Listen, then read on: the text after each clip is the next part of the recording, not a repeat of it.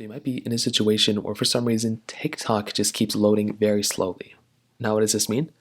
Well, basically sometimes randomly TikTok can have some really weird issues where the TikTok app just loads very slowly and maybe the application is loading slowly, or more probably the videos you're watching are just loading up very slowly as of that point. So the very first thing you're going to want to do here is you just want to go ahead and just double check that your internet connection is properly good and there's no issues with that. Sometimes your internet connection can be the problem, so you just want to verify that that's not causing the problems right there. So what you're going to want to do is just go ahead and double check your internet connection. You can do that by going into your settings of your device and just go ahead and just seeing that Wi-Fi or internet connection. As long as it's good, then you're pretty much good to go. But if for some reason that's not working or that's some issue going on there, well, the next thing you're going to want to do is just go ahead and see if for some reason the video or something that you're loading up, let's say you have really bad signal or whatever the case is, well, that can probably cause some issues right there too. So what you're going to want to do is you want to go and just double check that internet connection, and you also probably want to try going through and actually updating TikTok.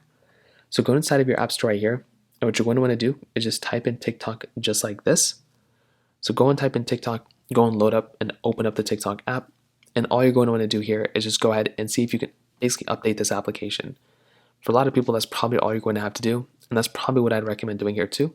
For some reason that doesn't end up working, you may just want to go ahead and make your way over to a website like downdetector.com or is it downrightnow.com, those types of websites.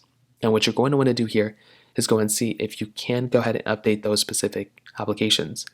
A lot of the times you may be able to just go ahead and update them, and that's another thing that can probably end up fixing the problem.